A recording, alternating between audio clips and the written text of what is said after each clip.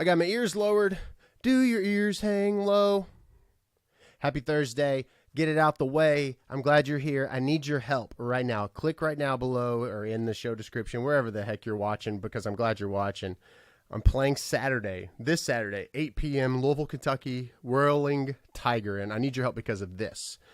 The more people that I bring, the more friends that I bring, the more tickets that we sell, you get the idea. Then they're going to put me on this big festival in May the 24th and 26th. It's called the Soulville Beer Arts and Music Festival. I think that's what it's called. We've sold today alone like 35, 45 tickets. I would love it if you did. Tickets are $15, I believe. Have a unique link down below. Would love for you to join on Saturday, March 9th, 8 p.m., Louisville, Kentucky. Yeah. I was just doing an interview earlier with a radio station in Connecticut and in Indiana, and then I've got some stuff happening in New York City next week. New York City! Not the show, April 18th. I'm really excited at everything that's going on. What happened was, thanks for streaming last time. It's wild. You can stream it wherever you listen to music, and I want to tell you, I wanted so badly to be a garbage man when I was a little kid. I stood on the corner at the bus stop on Thistle and Thresher, and Miss Nicholson, there was a teacher, Miss Nicholson, the bus driver. I would tell her, they had the lever, you could stand on the bumper, on the back of the garbage truck. I went home and told my mom I wanted to be a garbage man. I used to follow the garbage truck around the neighborhood because obviously I had so much time on my hands. And my mother, so sweet, was very quick to be like, Nathan, I think it's a great idea, but if you only want to ride on the back of a garbage truck and that's the reason that you want the job, then maybe you should set your sights somewhere else. And then I wanted to be a magician. I wanted to captivate audiences. I would watch Lance Burton and David Copperfield. And then shortly thereafter, I cut my teeth with music. I'd always written songs, like more poems at the time. Growing up in a tumultuous environment, people escape certain ways. I would ride my bike or I would write in the notebook that I had. They were mead. I can still picture them, like the loose leaf, not the loose leaf, but the perforated edges. And by the way, the spindle's left-handed, gets you right here. I would write, and I had been taking music lessons and piano lessons, voice lessons, and I just realized from magician I was going to be a musician. And then you know the story. I mean, I was touring and signed and dropped and signed and dropped. I came home for my birthday, Owensboro, Kentucky. Started at a funeral home because we all have this very odd relationship with a funeral home, and perhaps it's an uncomfortable one for you. Nonetheless, there's this very small intrigue because it's this unknown, and for me it was way back in childhood. And so I started there, and I tell you all that because 23 years of music, of refining who I am, why I do what I do, what I want to do, realizing that the true heart of why I do what I do is because I so badly believe in creating and doing things that I believe in and that I hopefully connect with you because I believe in them. And it's amazing. And I'll tell you this entire story because, along the way of releasing music and playing shows and grinding, it's been with such excitement and sadness and you're going to do this is going to happen for you, and it doesn't, and that's going to happen for you, and it doesn't, and you should probably quit. You're a grown-ass man. You need to just go and do something that's in this book, that's in this safe little box. And I'm like, that's not who I am. That's not me. And along the way, a lot of beautiful things with family happened and my children, and here I am sitting with songs that are charting on Billboard and over 2 days getting almost 1 million streams on Spotify. I was lucky to get 20,000-30,000 a month, and because of these Spotify editorials that popped up. I mean, Spotify, they're like, the editorials are the lever pullers. These are not just curators that are like, oh, like this song, and then they build this following or fan base based upon their ability to create playlists. Well, Spotify, they were like, hey, we have these editorials that are picked and curated by Spotify, and they put last time on like 5 of them. And the power of that, my friends, is it just went nuts. And then everybody that fell on those are like, oh, let's look and see what he has over here. And so it's just been a whirlwind. The singles charting, I got interviews happening. I've got a show on Saturday. I've got shows coming in. I'm beyond excited, and I need your help, because the way that it continues this upward trajectory, let's break the internet, download the song, play it on Amazon Music, play it on Apple Music, get on YouTube and watch the visualizer, the video. I would appreciate it. That's how we continue to get this out there, this music. And you all have been with me from the beginning. And I know this is a public service announcement to say, hey, yeah, please help me. No, I'm beyond appreciative. I really am. And I'm excited because I couldn't have created it any other way, any better way. I couldn't have, if you said, what would you like to happen? I would have said something and it wouldn't have even compared to what's happening. Now, it's not to say it's not gone without stressors and anxiety and overwhelm and things that you'd rather not experience, but in the end, there's victory in it. And I'm just privileged to be in the spot that I'm in, to not have thrown in the towel, and to sit here tonight on this Thursday when I'm supposed to be talking about alien encounters, because we all like alien stuff. I'm just telling you, this is what's happened over 48 hours. And if you're going through hell, there's like this, it's this big, this moment. It feels like just so severe and so unbearable. And I'm not comparing like, oh, I only had 20,000 streams this month. That's not what I'm talking about. I'm talking about the situations and scenarios we find ourselves in. It's just, we feel we need a lifeline, or we feel we're not going the right way, or something. It's only but a moment. If you believe in what you're doing, if you believe in who you are, if you love yourself and truly believe it, keep going. Keep going. I want to thank you again. I thank you for streaming the music. Please do me just a favor and go out of your way to share this live with your friends, and then say, hey guys, gals, stream Nathan's songs, because it's going bananas right now. And I would really appreciate it if you would do so.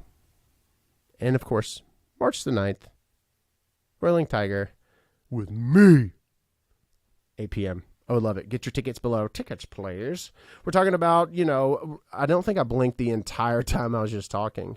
I really don't. We're talking about just bizarre alien encounters. And did you see the video where they were talking about how they think they got some of the best video evidence ever? They're always saying that, by the way. I don't want to talk about aliens. I don't. I want to talk about the podcast that I am going to share with you in just a second. It's because of my friend Kayla and I got together and we recorded this podcast. So I'll do a backstory, the power of social media, and I don't want to give too much away because I want you to hear the episode, and I'll play in just a second. But I am proud of episode 188 of You'll Die Trying. I'm proud because going against, oh, don't do that because it's silly, that's stupid, you need to be doing this. I continued this social media. And because of that, I met Kayla, a successful artist, successful producer, writer, human being in Canada. We connected, and our friendship has only grown. She is an incredible human being, and we get to the heart of. It's really fun to see the story unfold, right? A lot of artists and musicians, bands, actors, people that we admire and look up to, there's a lot of just surface, right? Where you can only see so much. That's what I mean. You're only able to see and hear because there's only this level of that you're welcomed in, whether by choice or because of distance. And with Kayla, getting to know her on a friend level and hear stories that inspire the songs and the production and the decisions that she makes, it is very intriguing. And that's why I'm always showing up, because I want to literally, genuinely bring you in and let you hear what's happening, why this is going on. Like I'm setting up for and rehearsing with a show. I'll take a picture and show you because I can't turn the camera around. Okay. So that's what's happening right now. So so that's my in-ear monitor rack, wireless mic, the computer's at the top running tracks. And anyway, it looks ridiculous when I'm over there just rehearsing with just the in-ears playing the music, but I'm working on this, and it's been stressful, but it's definitely worth it. And that's what I have going on. And what was I talking about with that? Oh, I want to let you in. I want you to see. I want you to know that it's been overwhelming, and I don't know what that goes to or that goes to, and I don't know about IO matrices, and I don't know how to do it, but figuring it out. And I've watched more YouTube videos than I can even fathom. But nonetheless, I am glad that you're a part of all of this, and I'm thankful to know you, to share this time with you. And without further ado, I really am excited about episode 188 of You'll Die Trying. That's a podcast. It's a show that pulls back the curtain and it takes down walls. It's been 3 seasons. And if you love podcasts, then I would love for you to check this out. But I want to introduce you to my dear, dear friend, Kayla Diamond, on episode 188 of You'll Die Trying. I'm going to go and rehearse. We'll talk about aliens some other time. Your love far more. Do you like surprises? I was just asked that myself. I do like surprises, and we're switching it up on this episode, season 3, episode 188 of YDT. It's you, it's me. I'm doing all of it backwards. See, this is a show which pulls back the curtain and takes down the walls brick by brick to expose the true hearts of those who are caring for those you love most. And the power of social media, the power of what this has all been able to afford, as far as the virality of TikTok and everywhere that you now have found me because of, consequently, that one video. It's amazing how man plans and God smiles. And it's also amazing that you can have worlds separate you, but yet you're still so close. And I am grateful to welcome and introduce a dear friend. And we are going to jump into that in just a moment. But first, always updates. Number 21 at Billboard, still holding tight, yet it's been 26 weeks, I believe. Yeah, that's amazing. Last time's 21 at Billboard. Just celebrated 200,000 streams on Spotify. So please stream it. It's all going to be in the show notes. Share it with a friend. Download it. Call your radio stations. Of course, Greenback Boogie is at radio as well. If you live in Green Bay, Wisconsin, or if you live in Denver, Colorado, or if you live in California, anywhere, text your station, call your station, show up. Don't show up to your station. That'd be very dangerous and you might get arrested. But let them know you want to hear, last time, you want to hear Greenback Boogie. And thank you for being a part of what it is that we are doing here. And I continue to show up, and I promise to do so.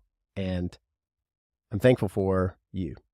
Without further ado, I had the privilege of connecting with a beautiful human being.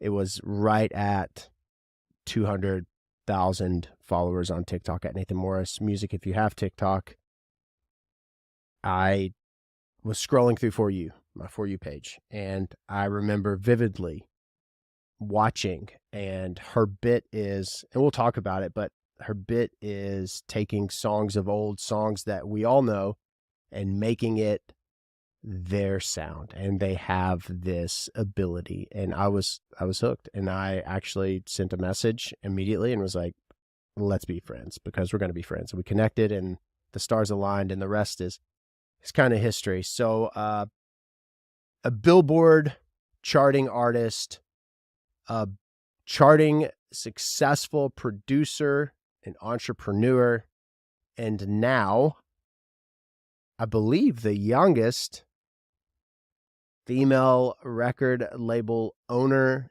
in all of Canada, my friend Kayla Diamond. So you were in Toronto for... I was, and I'm actually going back again tomorrow. So I'm there like so often. And so, yeah, it's literally like this month I'm like living there half the time. How was that for like your marriage and your daughter? Is that tough, or is it something that you all both, I mean, is it easy, or how does that work with you all? It's honestly, we kind of narrowed it down to like a system. So I have really, really great in-laws. I think you met my mother-in-law when you were at my Your mother house. and father, very sweet. Yes. Yeah, they're like super amazing and like I'm super blessed to have them. So Yeah. whenever I go, like Talia just like brings the baby, sleeps at their house. But Talia also is used to like going back and forth to different cities because she's a choreographer. So Yep. she's like, and especially like right now in March, it's super competition season. So we were just all in Toronto. Actually, this past week, I brought my daughter, I was about to call her my niece because I sometimes feel like I'm not old enough to have a kid. Well, yeah, you'll feel that way until you're like 50, I think. Yeah, Yeah. literally. But so we all went to Toronto and we stayed at my family's house. It was really nice because Gaia got to see my side of the family and I got to work. And then we all came home Sunday morning, and then I'm back again tomorrow. Do you feel that weight, or I don't know, I picture a cloud, but this is also the old me in my previous relationship, marriage, for forever. It was this: I can't create. If I'm creating, I'm doing something wrong. I'm not backed by a curfew. That's what it really felt like. There was no support. I always felt rushed if I was doing something. Do you ever have, obviously that's pretty extreme, but do you have a sense of being pulled home, or not really? Oh, yeah. I mean, like, and it's funny that you say this because I feel like creatives, like people who are not creative, don't realize what that is. They're just like, yeah, whatever, just create from 9 to 5, and then afterward, just go home. Like it's so easy. But you're like putting a time limit on creation, which affects the quality of it. Um, Yeah. but thankfully, I'm married to somebody who like is also a creative, just like not in music. Right. So like I appreciate what she does. She appreciates what I do, and she's like super respectful. So, you know, I've now had to sort of move around my schedule just so that I can like be there for my daughter and take care of her and stuff. So like my schedule now consists of like I wake up at like 6 with my baby, feed her breakfast, get her changed, take her to school at like 7:30, come Oh home. yeah, she's how old is she now? She's one, like one and one and a half, one a little bit, not 1.5. Like Yeah. she's a real human now, Oh yeah. you know? Oh yeah. She's a pom She's pom on her head. Yeah, she's a real human. She actually, I mean, she's walking, right? Maybe just walking. Walking. She has Yeah. her new words are like why, That's hi, and amazing. why. That's amazing. Yeah. So you get it. I mean, but you have a disposition about you that I've always appreciated, and that was kind of how we got connected in the first place. Really, is just this. You're pretty even kill for the most part. I don't I'm see any thankful that I getting appear that rocked. way. You don't. I don't ever recall a time where I feel you're very disciplined with the schedule, your calendar, when things pivot, and you're very responsive and saying, "Hey, can we move this?" or "Hey, this opened up." That's a good quality to have. Have you always been that way? Like very organized? I think, yeah, I mean, for sure, organize. My biggest, my biggest fear for me is that someone thinks that I'm disrespectful of their time. Because for me, my biggest pet peeve is when someone doesn't respond to a message. It's super easy. If I, who has a kid, and like, no, it's That's not me. you. You're Sorry, great. I owe you an apology. No, I mean you have you always meet deadlines too, by the way. So I that's always a try, huge it's like a you. respect thing for people. Yeah, Because I know what yeah. it's like to be an artist also when I'm waiting for stems and I'm like, oh my God, did he get my message? I don't want to be a bother. Like, so I can put myself in the shoes of an artist. You can bust my balls all day long. I totally. So that's something you're like, you send it. It's proactive as hell, and then I don't see it. And then you're like, hey, just following up. I'm like, shit. Or I listen and I don't respond like an idiot, which is not actually like me, but I think I get actually just lost in it because of the excitement of receiving something that we've worked on. So anyway, I do owe you an apology because time is unreplenishable, and Oh, obviously you've gone out of you're your way. not So even that's one of those people I'm talking about. I'm talking about the people who like, you know, who will look at your message and be like, I'll respond to this in 3 hours so that I look cool. Like, I'm not interested in that. yeah, I have yeah, zero patience for that. Like, you've lost the job then, you know? yeah. You grew up in where? Where'd you grow up? Toronto, like the city. You grew up in Toronto. You live in Montreal. Montreal. Mm-hmm. Got it. So you all moved there, or Talia's family's from Montreal? Oh yeah, Talia is from Montreal. I had only ever been to Montreal once before I met Talia. Um yeah, so I had no intention of like I never thought I would live anywhere else in the world other than Toronto, like ever. Cuz Toronto's just where it's at, you know. I also didn't realize how close Montreal was. I always thought it was because it's French Canada. People from Ontario are super snobby about it and they're like so far away. It's a different country, you know? Yeah, But because whenever yeah. we were there, don't they greet us in like 3 languages at like a Yeah. restaurant? It's like French, English, and Spanish. Is that right? No Spanish. It's just French and English. Because Okay. you're in America it would be English and Spanish, and here our second language is French. So there's a lot of that going on. And are you fluent in French? I wish I was. But no, like you can kind of fake it. Like you can Oh yeah, make I could get by sense of really things. well. Like really well. You wouldn't even know. But Yeah. they would know. Did you? Okay, so I'll I'll I want to make sure that I say we met, of course, because of the beauty of social media Mhm. and TikTok. And I remember you told me whenever we were visiting, and you took me around to some of your favorite places, which I really appreciate. But tell me again, you went to a private school, right? I did, yeah. All girls, Orthodox Jewish day school for like 12 years. Skirts to the floor, only kosher food, not really privy to the outside world. So you were like living a real life, and I mean this with the utmost respect, but like Truman Show, Yeah, right? essentially. Like it was just this bubble that you lived in, Totally, yeah. And right? I still have Yeah. friends who are like in it, you know? Like they don't like, one of the things is like when a woman gets married, like she covers her hair because her hair becomes really holy and it's only for her husband. So, you know, a lot of my friends wear wigs. And like really good wigs though. You wouldn't even know. Like they're hot friends. And that is okay because it's not their hair.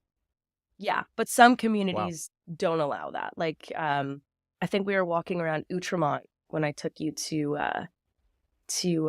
Cafe Olympico, and there's a lot of really really really Orthodox Jews in that area, and they have like they're the ones with the hats and stuff, and they Oh, don't wear wigs because they think it's too sexy and it's like too inappropriate. But like the community I come from, you know, my friends are wearing wigs right now. Like they're on their like eighth kid. You know, their oldest is 13 and they're and 30. they're your age, right? It's like it's amazing, Yeah. just popping out babies. Did did you know that I learned this through doing all of those weird TikTok series videos? But there was a business owner in Canada, Hmm. and he left. He was a big jokester, and he was giving he owned a brewery. I always say that word really bad. I can't say it well. But he to all of these Protestant ministers upon his death, he gave his vacation home to 3 friends that he knew hated each other. And then another thing he did was the stork. Over the next decade, he said, the remainder of my wealth, whoever has the most children in 10 years. Was that in Toronto? I Do have you this recall is the this? It first was I'm like, hearing of it, but this person's genius. yeah. So over the course of a decade, whoever has the most children will get the remainder of my wealth. And 2 women had 9 children in 10 years. I think it was, I don't know, but I'll have Wow. to search where that is. But that was in our nice little neighboring country of Canada there. I So wish it was I one need of my friends. that'd be amazing because they could have. It sounds to me like they were on track or would have been on track to win that. Yeah. That's amazing. So when you grew up in this bubble, do you see it as a beautiful thing? Overall, I mean, not just beautiful moments, but do you feel like it was something that was very important to shaping you?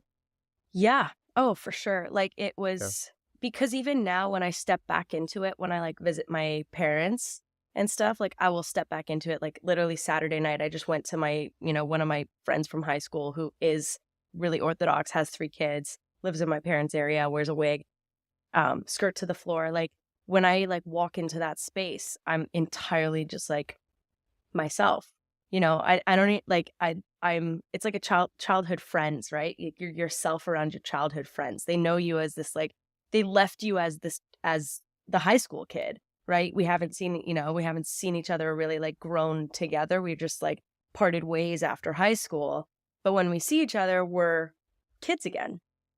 And so like That's that amazing. community knows the most authentic version of myself.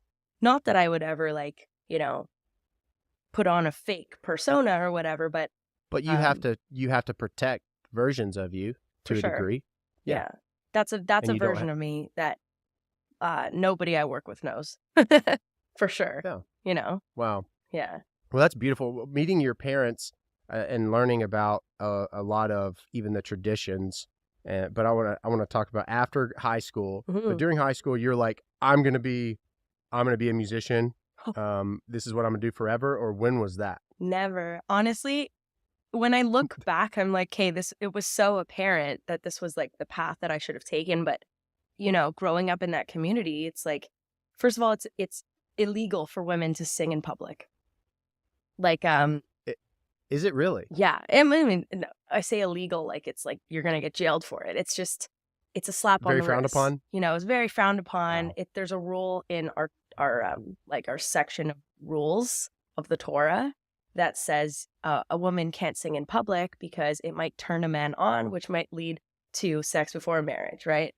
Um, so a woman's voice in public is deemed like pretty sexy. So, but I was always like within my like all girls high school, we were allowed to have choirs and sing and but no men could be in the room when that was happening. So they always made me head of choir. Like, and I was always in choir. I was always the one. Um, I was wickedly, honestly, very talented at piano. Like in the sense of I never practiced, but it was a mad gift from God that you know you say a song, I take a listen to it, and I can easily play it, replicate it. So I Ever since you were was little, like ever since ever you can since I remember, that's was what you've been able to do. Wow. yeah. Um, can't read score for shit though. Oh, can I swear on So this? yeah, you can cuss all you want. I love it. I love the word fucking stuff. But I was asked this the other night on one of my lives. They're like, hey, so what's it like being a writer? And they were saying a composer, and I said the same thing. I hear something in my head. I can't do this, but I can hum and say, oh, go do do do. You know that. But that's Mhm. amazing that you are. Yeah, you do that. That's like your thing. You just and then you do all the harmonies and the stacks and stuff. So I pictured being like me. I went to I went to a private Catholic school, Oh which is wow, what awesome. I'm was that Roman like? Catholic. Yeah, it's just like two totally different worlds, Mhm. but in a sense, there's a lot of parallels. But I just picture the me walking into like an all girls school singing in choir singing. I'd be like, oh, like what's an Orthodox Jewish young boy prepubescent walking into a room of women, young tweens, whatever. Uh, what would that be like for someone that's very devout? A massive scandal. Like a massive scandal. Like we would get Oh like my gosh, oh, we would have Mom, I an became a assembly. no. They wouldn't. They wouldn't say anything. They probably would take that to their grave, but pass that. I don't know. That's amazing. We've had assemblies in honestly, we've had a lot of my school was really fun. Like my high school experience was so fun that it could never be replicated ever again. Like I had a group of like 5 core best friends and like I just did such stupid shit. Like for example, like I used to play pranks all the time. You're And that's something I didn't know about you. Oh, So I'm a you're like a huge, joke, like you're a prankster. huge jokester, like huge. Just one thing you can't do in our friendship, and Marilyn finally has learned this, but you can't scare me. If you scare me, I create cuss words, and there's probably a 10-minute time frame where I hate someone. Like a It's jump scare? any scare. I mean, like, I'm a big sissy. I really am. I don't watch scary movies. I never have. Anyway, so you are a big jokester and prankster. That's what you do. Oh Just don't yeah, scare me. big Tell me joker. what the kind of stuff you all would do. You would do. So like I used to always come up with the ideas of what we're gonna do. Like I one time I one time I like I bought this fart machine. It's gonna It's sound so amazing. dumb, but like I think farts are hilarious, and my wife says it's Yeah, they're because God's I gift. yeah, oh my God, they're God's version of comedy. Like my wife says it's because I grew up religious that I think farts are funny because it's like an innocent sense of humor. But I got this fart machine. It was like this big, okay, and then it came with a remote control, and so you could put this anywhere, right? And this was like the sound box, and then the remote control. So what I did was right before class one day, I like went into the classroom and it was like those tiles that you could poke, right? Those like office tiles. So I Yes. took the machine and I put it right on top of where I knew the nerdiest girl in my class was gonna sit. Like she was a very She like hates you so much right pick me now. girl, you know? Um, and so I sat in the back of the classroom and I was just like, clicking that every time there was a silent moment. And the rabbi who was teaching the class, he actually just died last week, which is horrible. But he was a really funny guy, and he turned bright red because he was also there's like a level of modesty that the rabbis have to, be in front of a classroom of girls too. So he felt so awkward. I bet. It I was mean, great. I can't imagine. How is he able to be, obviously because being a rabbi, I would presume, where he's able to be in a room with all women or young women? Is that how that works? Got it. Yeah, and a woman's Interesting. allowed to teach a class of men. It's totally fine. Yeah. I remember my 8th grade. I've only had one crush on a teacher, and it was 8th grade math class. I'm terrible at math, by the way. Are you good at math? Mm-mm. Got it. It's usually people who are artistic, creative, that terrible at math. Yeah. I'm so bad. I struggled for a C, but Miss Sturmer is her name. And the cool thing about it is when Miss Sturmer was out sick, she would have her sister be the substitute Oh, teacher. And she okay. was like Miss Sturmer Jr. Oh, wow. So Anyway, younger, hotter version? yeah, pretty much. I don't know. I wonder what ever came of that. But 8th grade, did you ever grow up having like a crush on a teacher or no? Yes. Yeah. Actually, it only hit me years later, but when I was in grade 4, I want to say grade 4, I want to say maybe grade 5, we had a geography teacher, and her name was Miss Pham, like Fam? yeah, I think she was Vietnamese, like Pham. Yeah. And I remember her just being so hot that like I could not think. I don't even remember the sound of her voice because I was just like, you're the prettiest person I've ever seen. That's amazing. Yeah. That's awesome. Do you not, you don't have any idea whatever came of her, right? No, but I feel like she was destined for greater things. Like the way she dressed to class, like she was like in office Wow. attire. Like I feel like she's a lawyer now, probably. That's amazing. Obviously, she's someone that just was captivating, right? Totally. Because you're not the type of person, knowing you, hanging out with you, talking to you, you're not just going to be drawn to anybody, even a schoolgirl crush. But that's interesting. That's very, very interesting. So you have your core group of friends. You fart a lot in class. The rabbi.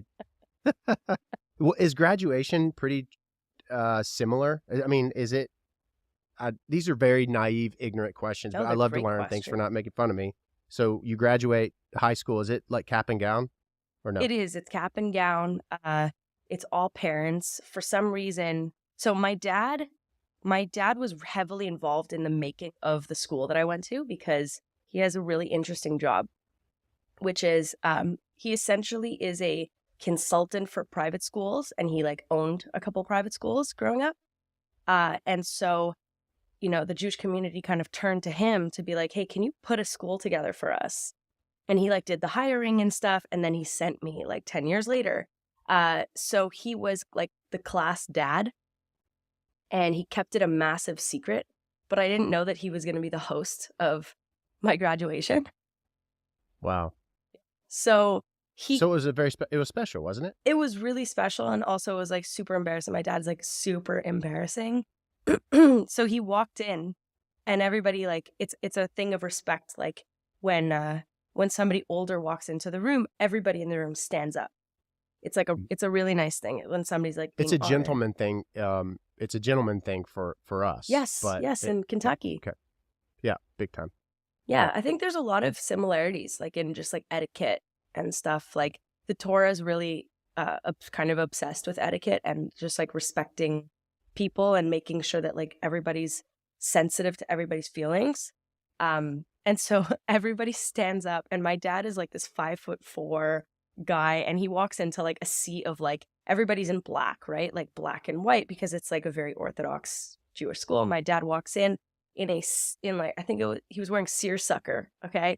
He was in a seersucker suit, and he walks in, he's this 5'4" guy, and he was just revealed, right, as like the secret host of the night. And he walks in, and we're all sitting there in like 3 rows, like a bunch of girls. He goes, I'd like to welcome all the parents here tonight to season 5 of The Bachelor. And he just like goes like this to everybody, and we're all sitting in 3 rows. That's amazing. Yeah, it was amazing. He's good. Like he is very he's very welcoming, and when I met him, you could tell that he's present.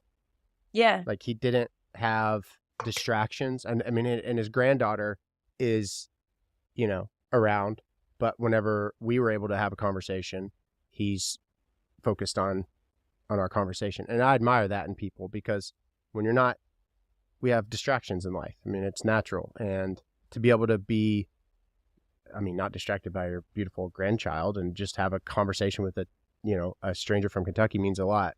So I recognize that about your dad pretty quickly, which is pretty awesome. Now, is it your dad or is it who sings? Does somebody sing? My mom kind of sings. Did somebody do music? Did your mom do music, or? She used to be a teacher, and she like taught through music a lot. Like everything she taught, she made a song about. I feel like I talked to her about that maybe, but it's possible. I thought that she was like a music teacher or something. But at graduation, he obviously was hosting season 5 of The Bachelor. And then, of course, Orthodox Jewish, you all don't date, or do you? So we're not supposed to. Got it. But like I definitely had a boyfriend in high school, and we all had boyfriends in high school. So, okay, so if you want to go on a date with someone, and obviously you're not supposed to, what do you say? I'm just going to hang out with my friend? You you don't go on real dates. You go on like secret shady dates where like you like you like drive in like your parents' van, and you're like go all the way to the boys' school, and you wait outside like around the corner, and then they open the door and they like jump in the van. Hurry. That's amazing. Yeah, they jump in the van, and then you like talk, or like you hook up, Yeah. You keep your heads down, and if you drive off somewhere, oh, and you wait till the coast is clear, heads kind of down thing. For sure. I've done. You're probably a few years younger than me, but I remember I was a junior in high school, and it wasn't until I got you remember those Nokia, the first like brick phones? Oh yeah. Things that it was run over by a car, and it still worked. Oh yeah. But before that, we didn't have any means to communicate. We just met up. Did y'all pass notes in class too, or no? We were more of like a BBM. I think I'm a generation under. You're a little bit behind. Yeah. We were all about the BBM. Like if you had like a PIN number. Yeah. That's awesome. So you were one of those people then. That's funny. Oh yeah. May they rest. Yeah. That's awesome. So you graduate high school, and you're like, I'm going to college. What do you do after that? Oh yeah. So everybody in my grade did a year in Israel. So right after high school, we started our like, it's sort of like a pre-university where you could get credits for university and everything, but you live for the year in Israel and you just like study the Torah and you just immerse yourself in our culture. And some people choose to stay. Some people have never left. And it's been like 12, 13 years. Um, Well, I did 1 year. So I lived in Israel for 1 year and I studied Torah like all day, every day. And I lived in a very religious area. And it was a very, looking back on it, it was like a very stupid school. Like it I was was, gonna ask, is that something that you felt to be like this incredible thing, or were you like, man, I don't want to say wasted time, but no, I think dang it it. was more of like a coming to an adulthood for me versus like actually putting into practice what I was learning. Because like I always question things, right? So if Mhm. somebody's telling me like, okay, well, like the Torah is all about like, okay, these are the laws, this is the way to be, blah, blah, blah, blah, blah, right? I'm always about getting to the root of like, okay, who made this, right? Why did they make this? You're an Orthodox Jew's worst nightmare. Worst nightmare. So like, Yeah, like, don't question. Yeah, don't no. question. Okay, so like, who translated the Bible? Men. Okay, so were any women consulted in making of women's laws? No. So then why do I have to follow this shit? Like, and it's very great. Like a lot of people live in the rule bubble and they love it because it's a very safe space, Very especially safe. for women. Like you're taken care of, you don't have to question about finances. And like there is a beautiful thing about that. But for me, I just like I wanted to know more and stuff. And so that year in Israel was wild. I actually got kicked out in the middle because I ate a pot brownie. My mom to this day will die on her bed and say I didn't know that there was weed in the brownie, even though I've told her several That's times I amazing. just wanted to try weed. So this girl I comes have a up to similar me. experience. It was on a mission trip in Bull Savannah, Jamaica. And I was with a Wow. bunch of older people. I was a freshman in high school. And one of the teachers of the Catholic school that was from where I'm from, we went over there to do mission work. He provided the weed No way. and then told on us and said that it wasn't his weed. And I'm like a freshman in high That school. guy's messed Mr. up. Brutal Honest tried it one time. I'm like, yeah, I did it. And I get like hexed. So I kind of feel you to a degree. My That's mom like wouldn't deny that that's though. She would, sadistic. yes, so messed up. Isn't So it messed weird up. when you look back on certain things of your childhood and you're like, no, that's not right. Absolutely. But see that moment was one of those, but that's why I'd always get in trouble. Mm. Is because in 6th grade I'm looking at my teacher who hated me. Her name was Mrs. Borys, and she thought I was the worst, but I was bored. And I would question her all the time. I'm like, that's not right. Because I knew, but how dare a 6th grader, right? And so there's this level of respect too. But anyway, yeah, I was the spawn of Satan, I think. So you were talking about like the women adhering to the Torah that is written by men. Mhm. Absolutely, that makes a lot of sense. And so the Christian faith has run into that a lot, especially the Old Testament versus Mhm. New Testament. Because the Old Testament has all of these stories or requirements that were of that time. Makes Mhm. perfect sense, right? So these laws make sense. It's still illegal in the state of Kentucky. That's not been removed from the law books as far as I know, that you can't chew gum because people would chew gum in the 1800s, spit it out, and it would get stuck in the horse's teeth. No way. So That's yeah, such I a always use cool that. law. It is a cool law. Now, is it still in there? I think it is. I don't know. I mean, it's not like I'm sitting here reading like the KRS and stuff, but I guess I apply that. I think about that with even, man who were given the word of God or Mhm. whichever faith you practice. I still think there's a lot of beauty and parallels. But do you have that within the church and religion where they're going back and maybe refining it or revisiting, or is it something that's just very solid? No, they're doing a lot of that just because, I mean, they're not doing it at the rate I'd like them to be doing. Like, there's certain laws about marriage between a man and a woman where this is actually a point of contempt in a lot of in a lot of households right now is that in order to get divorced as a Jewish couple, the man has the final say. So a woman could be tethered to a man for years and years and years and years because the man refuses to give her the paper. Like it, and it's entirely in his power as to whether or not he wants to give her the paper. So they're working on it. It's called a get, the paper. The paper's called a get. And so Is this even outside? Is this governmental law even, or is it the church law first?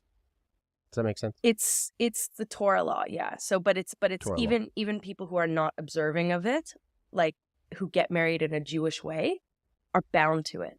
So it's like it's very all encompassing of every kind of Jew who Wow. got married under Jewish law, which is that to me is just beyond. Obviously a man made this law. Like a woman would have never Absolutely. signed off. How on dare you? that. My pride is stroked in the worst way. You will not leave me. Yeah. And you need to I go to hold Jewish this. court to do it too. Oh, wow. Yeah, we have our That own would be court. like super nerve wracking. Mm-hmm. Yeah. We have, okay, so the Catholic, growing up Catholic, I don't want to call it a rivalry, but the most closed-minded toward the Roman Catholic would be the Southern Baptist. Oh, right. Yeah, that makes sense. So the Southern Baptist is, how dare you drink and all of that. And I'm not saying that in a mocking tone. That's what we experienced. I'll never forget my cousin married a Southern Baptist and we went to the wedding. It was Southern Baptist on this side and Catholic on this side. And there was literally like all night long this line. Was it a like dry line. wedding? Oh, yeah. Oh, so that Oh, even yeah. makes it more awkward.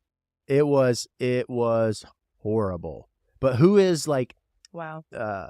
who is the what am I trying to say? The villain. We have a lot of those. If you all had to compare within the Jewish community, there's like 20 different kinds of Jews.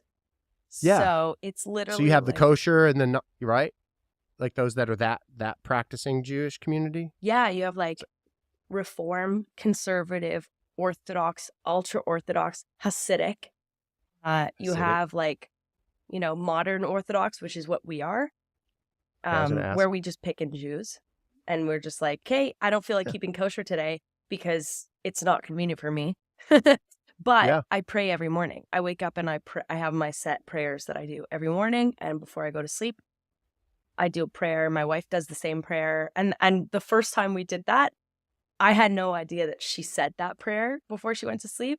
It was like our first sleepover. And I was like, you do that? She was like, I do. Yeah. So she's Orthodox Jew too. Talia came or More no? than me. Wow. Mm-hmm. That is, and we don't have to talk about that, but like you were dating a guy in high school, secretly like jumping into a creepy, clown van type thing. And then your mother and father, you all are very traditional. And then Talia and I are getting married. I mean, Yeah. how does that work in the faith community? I kind of gave people no choice but to be on the train because it was leaving anyways. And I think I'm kind of like that in life, just with every decision I make. Like I am on a train, it's going this way, you're on or you're off. So that's kind of how I presented it to my parents. You are the youngest Yeah, child? out of 4. Youngest sibling? Yep. So is that always been how you are? Like you are just set in who you are. I've noticed that about you. It's pretty awesome. I mean, Oh, thank I'm you. I'm sure you have. We all struggle with maybe insecurity or moments of something, but I've noticed that. So you have this train, you're like, all right, guys, gals, this is my girlfriend. This is my now wife. Either you be a part of our lives or choo-choo kind of thing. Yeah. I mean, I came out to my parents when I was 23. And I had introduced them to my ex-girlfriend. They didn't love her, which I don't blame them. But when Talia came around, I was like, on the first date, I looked at her, I was like, we're getting married. So about a month That's later, I amazing. introduced her to, not even a month later, maybe a week later, I introduced her to my parents. And I was like, this is the one. We know we're getting married. So we're going to enjoy the beginning stages of this relationship. That's cool. Yeah. And your parents they were very welcoming and receptive, right? Yeah, to the most Or is part. it's hard? It's probably a hard thing, I would think. Yeah, it's just, and it's not even for them really. It's because of the community that they're in. So it's a community that likes to talk, right? Mhm. And for me, I'm just so unaffected by people talking. Like, I don't It's care. amazing. People are going to talk regardless of what you're doing. And like a lot of the, a lot of people I know are remain in the closet and they're just weird. And I don't want to be like that, And you they're know? living this very empty life or version of life, Yeah, and in it's their tough. parents' I can imagine. basement too. Like, what are you doing? You're Yeah, 35. You're living in your parents' basement? Come on. it sounds like you're describing a funeral director. It's like living in the parents' basement, stroking a teddy bear. That's amazing. So after you now did you start? When did you say like music? When was it artist? Because you started, of course, as an art. Well, I'm talking. You started as an artist. If you didn't know that, no. When did you start your trajectory as a musician and artist? So I had no plan on doing this at all. I didn't think this was any kind of career because I think people outside of the music industry, they only see having a successful career as, okay, you're either Beyonce or you're poor. And I think that's really funny to me. So Yeah. I grew up thinking that, right? I was like, I'm never going to be Beyonce, like I knew I was definitely talented. Like I knew, out of my community, I was different, but it wasn't an option. I didn't know anybody in the music business, none of that. So I was actually in law school. I went to law school and, the summer between undergrad and law school, I had some time on my hands and I just like wrote a song for the first time ever. And I put it out on YouTube. And then when I got to law school in August, it was in Windsor, Ontario. And I was living in Windsor, Ontario, which is probably the shittiest part of Ontario. Sorry, people in Windsor. But Sorry, Windsor, we love you. my No, we don't sister-in-law's though. Actually, sister-in-law, Lee Moore, sent me a link to a contest called It's Your Shot, put on by this company called Slate Music. And if you won this competition, it was like a songwriting competition. If you won, I think there was like 1,000 applicants across Canada, excluding Quebec. If you won a record deal. And so I was like, cool, I have nothing to lose. I'm in law school. I'll just submit this thing. About 4 months later, like it's like December, I just finished my last exam. I get a call from Slate Music being like, you won. And I was like, oh, you're like, oh yeah, I wow. forgot about that. I did kind of forget about it. And then I was like, oh my God, wow. And then I call my dad. I'm like, is this legit? Can you like look into this? And he's like, it's legit. So I came home on winter break. I had a meeting with the team and they were like, you should leave law school for this. And then I was like, are you serious? And then they were like, well, you could go back to law school and like come back on the weekends. And then I was like, this is too hard. But I was dead set on staying in law school because I was like, that's the responsible thing to do. So I went back to law school after winter break and I was sitting in property class, I'm looking at the board and it's like the rule against perpetuities. And I'm like, I have endless studio space at my fingertips and I'm sitting here. So I walk into the dean's office and I was like, I'm leaving. But before that, I walked into a professor. This is another choo-choo moment. You're like, choo-choo. Yeah. Like, So yeah. there was this professor named Michelle Richards, and she was our legal writing teacher, and I just loved her. Like there was something about her that was just like she would always talk about, some people are not meant to be lawyers, some people are blah blah blah. Like she was very open-minded. She wasn't just law school, law school, law school, right? So and I had like a very nice. She was scary as hell because I admired her. So I sat down in her office and I was like, can I talk to you for a second? I was like, I got Any conversation that signed. starts with "Can I talk to you for a second?" is always like a really stressful one. Yeah. And I sat in her office and I looked at her and I was like, so over the winter break, I got signed. She goes, what? It's She's like, amazing. what do you mean you got signed? I was like, to literally a record label. Like, I explained it all to her and she goes, let me just tell you something. When I was your age, I was 22 at the time. She goes, when I was your age, I was offered, like a ballet thing. She was like, I think about that sometimes. Like, I don't want you to have to like think about that. So go in there and give it your best shot. And then if it doesn't work out, we'll save your spot here. Like, come back to law school. It's okay. So I I don't think kind of that like, could have been any better yeah, I kind of of got the advice. permission, and like everybody in law school was like cheering me on. And I like packed up my books and I was like, People are peace. throwing paper. There's like slow Yeah. motion. It's It amazing. was like the end of a Yeah. movie. And it was like, That's it amazing. was a regal looking law school too. And I'm walking through like the pews, and it was like, So cool. That's like every like American Pie-esque movie ever, yeah, the ending. That's amazing. yeah. So I So you packed you got up. permitted. You were permitted to do it. I was Cool. permitted, and I even called Slate Music, and I spoke to, I barely knew them at the time, but I was like, can I talk to Jim Campbell, who was like my A&R at Slate Music at the time. He was going to be my A&R, right? And I said to him on the phone, I was like, Jim, I'm in the lobby at my law school. I want to leave law school and do the thing that you guys offered me. And I was like, am I crazy? And he said back to me on the phone, he goes, yes, you are crazy. But don't worry, we'll arrange for you a week of sessions and we'll show you how to write a good fucking song. And I was like, wow. And I'll never forget Yeah. that conversation I had with him.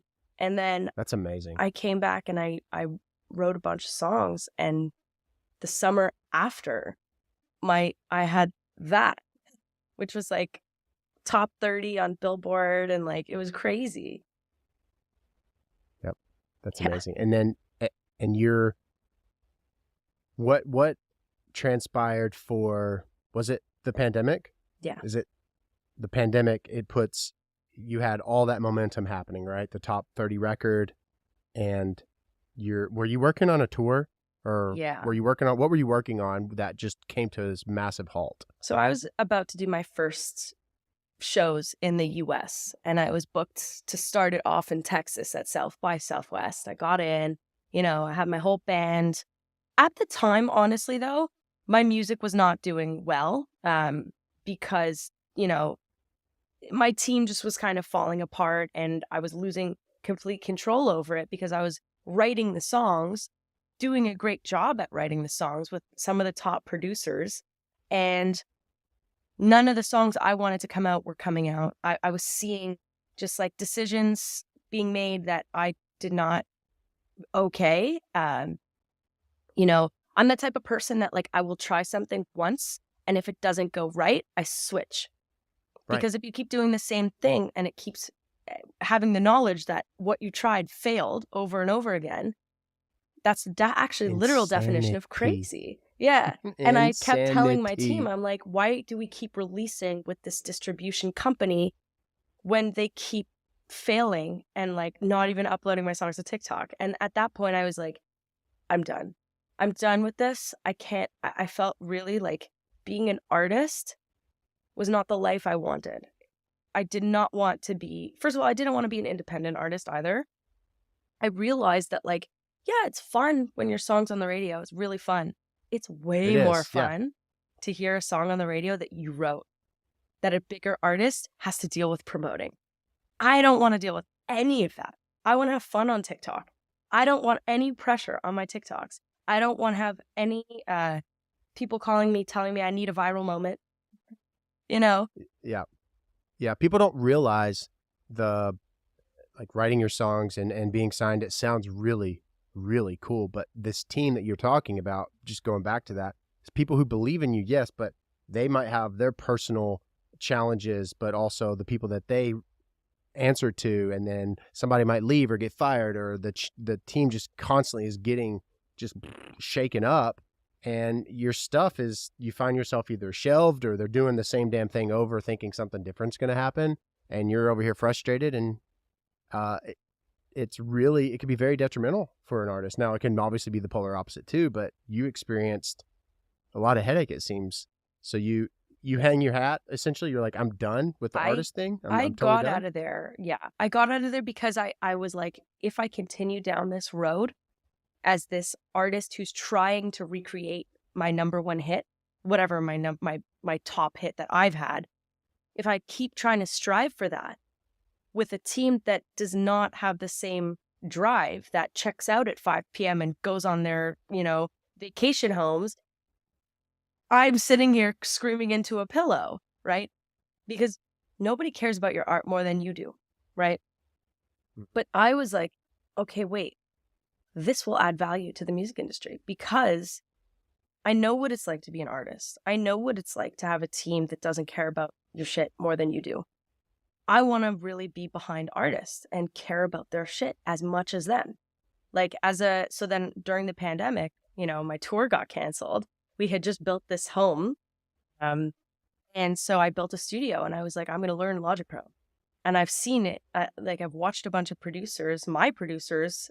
I sat behind some of the best producers in Canada and I've watched them work and I've asked the right questions. And so literally over the course of 2 years, every single day from 8 a.m. to 8 p.m., I was learning Logic and just running drills. And then I started taking sessions after about a year with smaller artists. And I was just kind of, Wow. Getting in the flow of taking a session and being comfortable. And then I was like producing songs for artists. And I was like, I love this. This is the best feeling I've ever had. And I feel so much more fulfilled than I was as an artist just sitting by the phone hoping my agent's going to call me. That's like another playing the piano by ear thing. I can dabble in Logic. I think it's you possess a discipline that obviously the talent, not everybody can have the talent, but you have the discipline that can sit from 8 a.m. to 8 p.m. and really dive into that. And you've actually done a lot of encouraging. Hey, I learned a lot of this on YouTube, Nathan, check this out. Do a lot of Google search type stuff because yes, the information's out there, but everybody has the capability, but not everyone does it, I guess is what I'm getting at. So I tip my hat to you in regards to, so you start with like the smaller artists and what was your first like big hell yeah as a producer? You're the producer now. I'm going to live this life of just producing, writing and producing. What was your first hell yeah moment? Wow, nobody's ever asked me that. I think a hell yeah moment. Oh, I've had so many. Like your brain just go back in time to the first moment that pops in your head as being a new producer. You're like, yeah, that's awesome. I think being able to rap a song like really, really well by the end of the day in a writing camp as a producer, that's a skill. It's like running a drill. And if you can do it. That is, I compliment you again because whenever I flew there and we didn't know I didn't. I mean, I knew we were going to hang out and do something, but we wrote that song and recorded that song in one day. Mm-hmm. That's pretty amazing because it's not something, and there's also the chemistry aspect too. I mean, like you have a really good ability to make people feel good because you're very calm and you're not, you don't, it's not like this, like me, I feel I'm a lot of like energy and stuff. I'm probably overbearing sometimes, but you just have this way to just like sit in that. And so that's great. But yeah, that's quite the talent to do that. So you have, my gosh, so it's been 2 years full time as a writer producer. And what actually I want to talk about the fact that it's all over the place. You started your record label. Mm-hmm. Talk about that and what the hell were you thinking to do that? I had always, from a younger age, it's so crazy how I might have subtly manifested it. I was like, yeah, one day I'm just going to own a label. Like, for sure, I'm going to start a label. Like, I always said that. And then my lawyer, like in May, was like, just let me just start a label. And I was like, well, what does that entail? Like, I don't want to be sitting at a desk like from 9 to 5. Like, that's a desk job. Like, as a CEO of a label. So I was like, I need partners that are going to allow me to be creative. So he matched me with some incredible partners who are so, their philosophy is, you're good at being creative. We're not going to take that away from you. We're going to handle all the label stuff. You're going to make the final decision at the end of the day, but you're going to be head, essentially, I own the label, but I'm head of A&R, so I get to help artists really pick the song and develop the sound and be the producer for the artists. So it's a way to also, it's a way to push my production out there as well. A lot of the times, like, yes, producers do get paid, which is fantastic.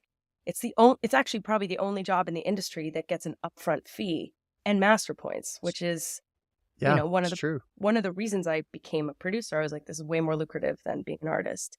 But yeah, artists don't make shit unless you're touring, unless you're touring. That's right. That's right. I mean, Yeah. and you're paid, months. You've got your streaming, but then it's what, 3 months delayed, probably, roughly. Roughly, yeah. So the key is like eliminate overhead as much as you can on tour and make it look good. Yeah, absolutely. Yeah. So you as the head of A&R, you have full creative. You are the owner of the label, and Colossal, right? Yes, yeah. Colossal. What made you decide that name? Like, because I've come up with names in businesses, and you're like, was it a tough experience for you, or was it super easy? You have no idea the names that it was going to be. What's the most wretched name that you thought of, and you're like, I can maybe, and then now you're like, that is terrible. You want to laugh? Yeah. MILF Records. Why? I was like, that's amazing. Can is it you because imagine? Are you a new mom at this point? Yeah. Is that what you're thinking? Yeah, I said it to Talia, my wife. I was like, wouldn't it be great if my company, first of all, it's, there's not a lot of female label owners, let alone female producers in Canada. No. I happen to be the youngest. In the States, really, either. Yeah, States too. I happen to be the youngest one that I personally know in Canada. Yeah. And so I was just like, wouldn't it be funny if it was like a 30-year-old woman is like running a record label, and calling it MILF Records? Like, how cool is that? And then I was also going to call it, this was just dumb. I was going to call it Gelt Records, which in Yiddish, it translates to money. And it just sounds like, Cash Money Records, right? Like Gelt Records, cool. And then my lawyer was on the phone with me, and he's like registering my business. And he's like, okay, so what do you want to call it? He said it just so casually. And I was like, Colossal with a K. And he was like, great.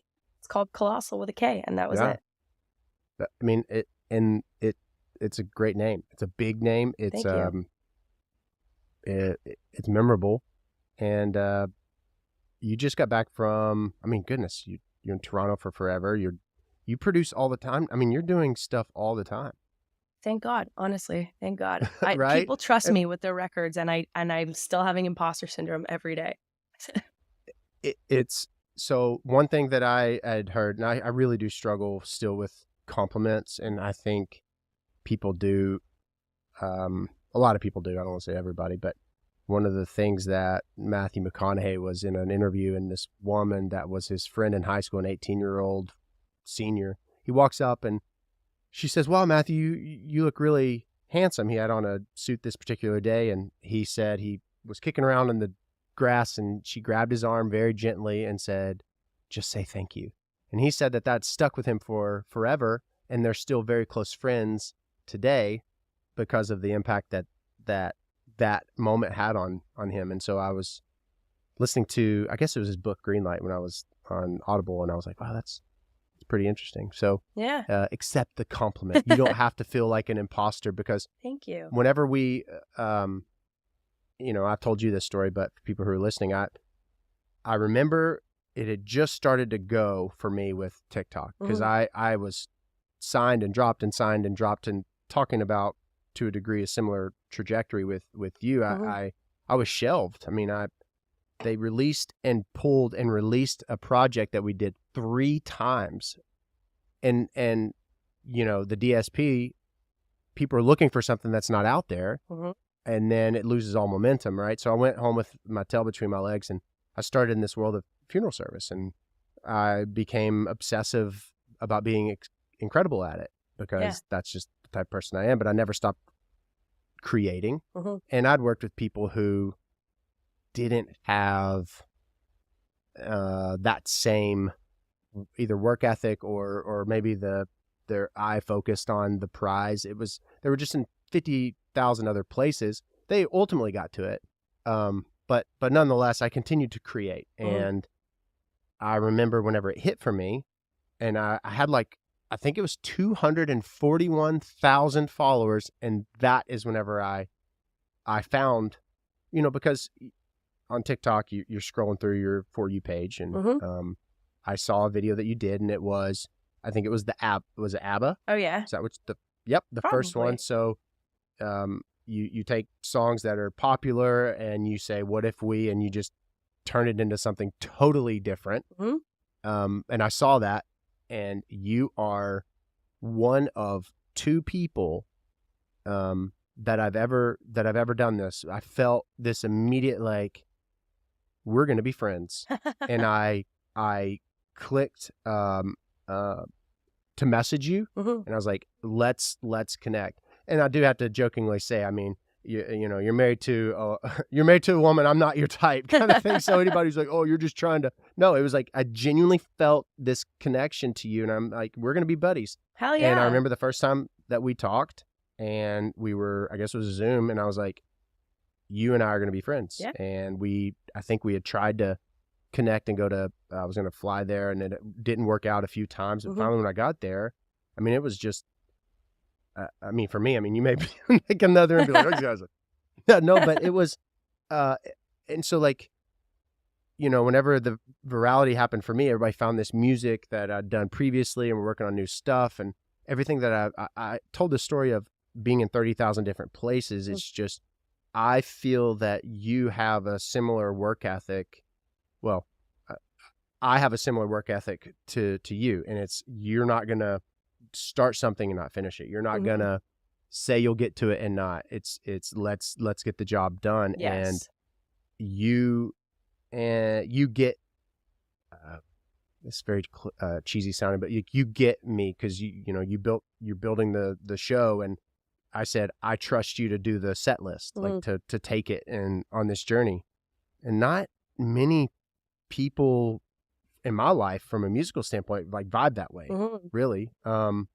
So that's something I take I'm honored you trusted as me with that, by the way. well. It's I've been rehearsing every day, Sick. and it's fun, but it's really it's amazing how you write the songs. You're very much a part of the creation of it, and yet when you go to sing it for the first time, right, and not just in sections or Mm-hmm. comping or whatever, it's almost like you have this reintroduction to it. Mm-hmm. And it's like your newborn baby, and you're like, okay, I don't know what the hell I'm doing, but I'll figure it out. Yeah. But I'll tell you, it's been really fun to rehearse it, and every day gets better, and actually pushing through the annoyance and the frustration. And I don't know what the hell I'm doing with my voice here. Should this be my head voice, my chest voice, but it's really, really cool. Do you have other writer artist where you feel that creative spark with often, where it's not a forced thing whatsoever? Yes. Or is it kind of a diamond in the rough, though? It is definitely like a diamond in the rough, because I'm always looking for people who are better. This is gonna sound nuts, better than me. And I feel like I've gotten to a songwriting level right now, thank God. And I'm gonna be cocky about it. I've been writing songs now professionally for close to 8 years, and I feel like I've really honed that skill. So when I get in the room with somebody who I can learn from, is like a real treat for me. And I have a select few that, I get excited when I have a session with them, because I'm like, ooh, I could really learn from you. You could really add to the session, versus a lot of the time, I do feel that like I end up like having to write a lot of like the full song for a lot of artists, because they've got maybe the voice and, the look, but the songwriting is not quite there, So those sessions are great because they could sing the shit out of the song and sell the song. But like my favorite sessions are the ones where I'm learning from the person I'm with. Yeah. That's having your skill set and being able to sit with all those different artists that bring a lot to the table Hmm. with Full Circle, like with everything, versus the ones that can just sing a song. And that's a talent in and of itself, but it's awesome to be able to collaborate on this idea of where this is going, this song idea. Who is rather your first artist or band that Colossal signed? So we started actually with a TikTok artist, um, with a Is it TikTok person. is it the what sorry, what's her name? What's her Meg, name? I was trying to think of the Bootleg song. Megs, The yeah. Yeah, Yeah. that song So is amazing. thank you. So It's so that was good. a singles deal actually. So we didn't sign a full EP deal. We did a singles deal with some options. So yeah, so she exercised her singles deal. The song went really well because it was kind of testing the waters thing. At first, and this is really rare because normally when a TikTok person comes to you and their thing is like comedy and they're like, I want to be a singer, you're like, we'll try and Well, what convert about a your mortician audience, that says they want to? What about a mortician? It's like, hey, I want to fly to Canada and let's do some stuff together. Well, Yeah, you yeah. actually have music out. She didn't have any music out, right? So it was a gamble. And then I Oh, had met her and I was like, wow, I just love everything you have to say. I love who you are. I love your voice too. And I think there's a market for this. So the way I saw it in my head was like, let's use your culture, like let's dip into the thing you know best, which is your home, your culture, and you could teach me about it and we can learn together and let's make it just a banger, like, so we did this Bollywood banger called Daisy Chal. And it went out and it was on like every hip hop playlist, and so for me, it's like to so good. start Colossal by taking an artist who has zero following on Spotify and just launch it. So like, and we're in like, the tens of thousands of hits on the song right now, which is incredible because it's not been out for that long. So it's a wild, wild journey. And, we tested the waters with that. And then we just signed this 21-year-old guy from Vancouver. Stay tuned for him. He's really, really cool. He's coming in. Oh, so that's not even officially announced yet, Oh, it's kind of thing. announced. It's definitely announced, but we're in development. What we're doing is we are bringing back artist development, which is I was something. going to ask. So Yeah, you all are focusing on artist development. That's absolutely. good. Like from the ground That's so up. good. We're not here to take credit for a job that you've done. And I'm not trying to throw major labels into like under the bus. I'm just saying that the model has changed. The record business has changed in the sense of A&Rs used to be developing artists. A&Rs used to teach artists who had talent how to write songs that are proper and see through demos and see the potential of the project, right? And to get it and to shape it. A lot of A&Rs now, like the business model has changed, right? Everybody's like, okay, well, have a viral moment and then we could talk about How, this. Have a yep, viral moment. Like, okay, well, what yep, about where's the marketing team? You are your own absolutely. marketing team. So, we're helping artists develop audiences together. We're sitting there talking about, okay, how do we get better at TikTok? We're bringing in outside experts. We're really going from the ground up with artists. And we're doing kind of like a one at a time thing. So like no artist gets shelved. Like artists have my cell phone number. I'm the producer on the project, which means I can't sleep if you can't sleep. I don't Yeah. clock out at 5. This is my song too, you know? So that's kind of what I want to see for the music industry. That is really special because, I am in that midst of, and I'm not singling anyone out, but, I have had viral moments and you go to the labels and we had, we talked about being in LA Mm-hmm. and having all those meetings and everyone's like, oh, this is awesome. It's literally a plug and play at this point because you have so many followers and so much engagement, and labels they don't have people researching and learning from the ground up with TikTok or learning and keeping up with the change of these platforms. They don't. They just expect artists and musicians to create those viral moments constantly, and they rely on those. And there's not much development in regards to music. So what you are obviously doing is you're answering the why. And I'm obsessive about answering why. Why do you do it? Well, I believe that the artist, that I can't answer your why, but it's apparent because I'm over here like, ooh, I want to be a Colossal artist, Kayla. I want to be signed to Colossal. I'll move to Canada. We'll live next door to each other. You know, it's really special, and I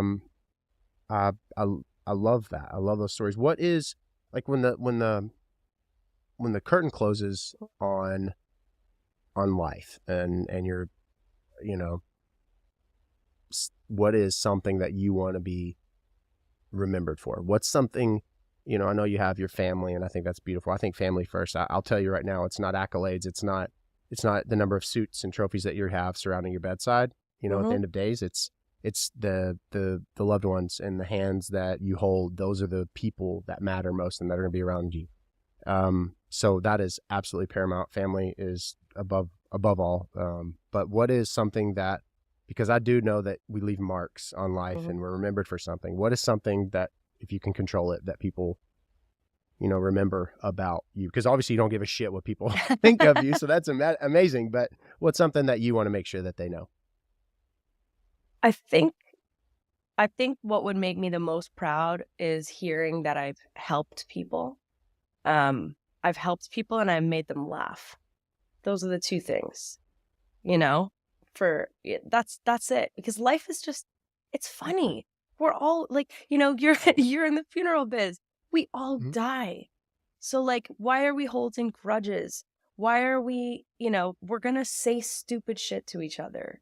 Like, we have two options. We forgive and forget and we move on and we continue to build relationships with people, or we hold grudges till we die and nothing happened. And the next generation of people, like how much meaning do you want in your life is the question. And like, I try and ask myself that every single morning, is like, and that's when I pray to God, is like, I'm grateful to be alive. And like, how can I add value? And that's it. And like, that's all I want to know is like, wow, she helped me. Like, that's the highest form of compliment. Yeah. Yeah. That's amazing. What about you? That's awesome.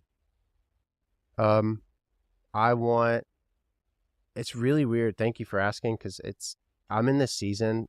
When you just asked me that, like my throat got tight and almost like, so I feel like I was gonna start crying. Cause I feel, I'm so in tune with, I do know that life is fleeting and I love people, and I want so badly for people to know that they matter.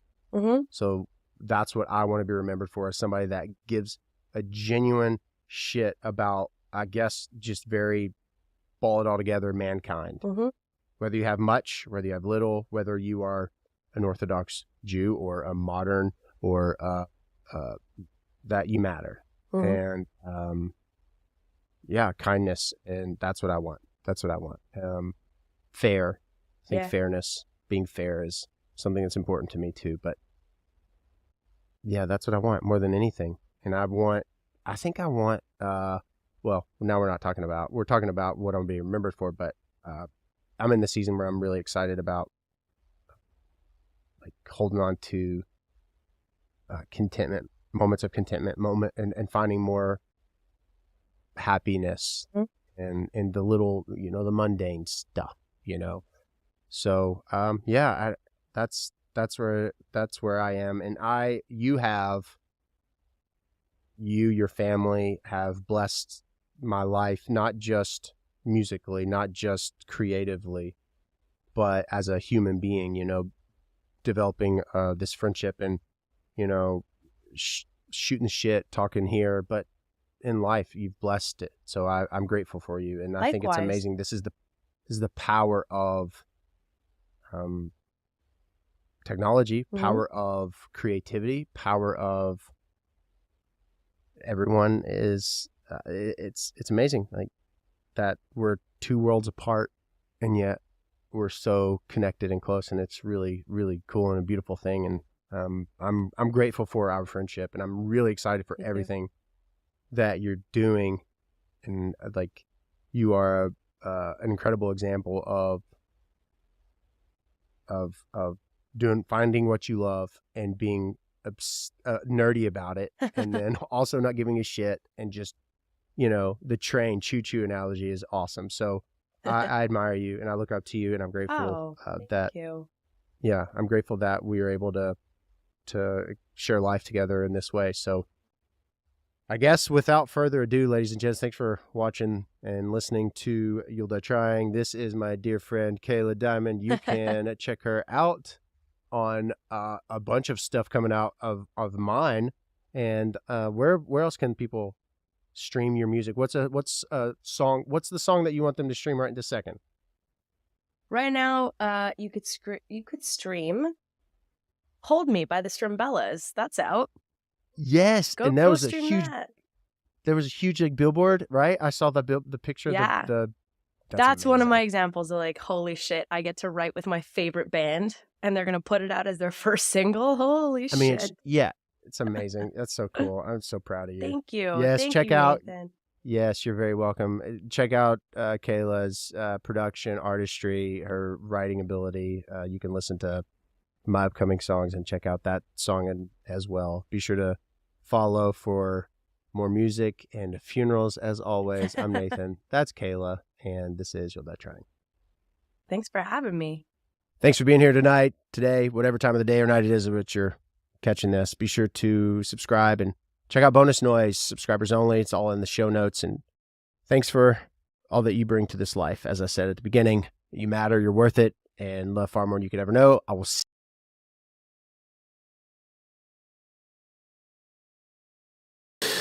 the money, wanna stay for your meal, get another piece of pie for your wife. Everybody wanna know how I feel, everybody wanna see what it's like. Baby wanna be a queen, alright. We all deserve the finer things in this life. Woo. So working on a little job in the night. It's $40 an hour and I see the light. The boss say you got a little time in the mind. You'll be working in a small box till he died. Well, me, I gotta be free all my life. I want a little cream cheese in my pie. Alright, yeah, I'll stand back while you go dance. The greenback boogie, oh, your mama boogie. Now I'm putting on a big wig, walking hard, hanging with them big pigs, all them dogs. Got me a couple ideas straight from God. I want a bean pie, order me a bean pie, I'll even have a bean pie, don't mind. Me and Missy is so very busy making money.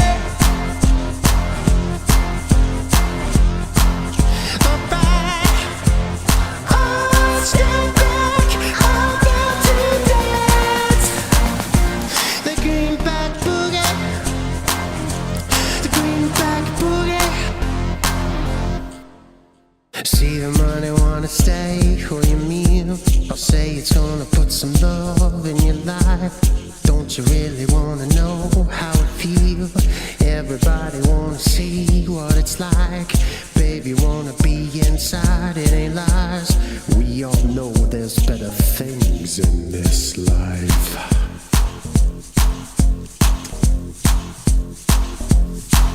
Yes, sir.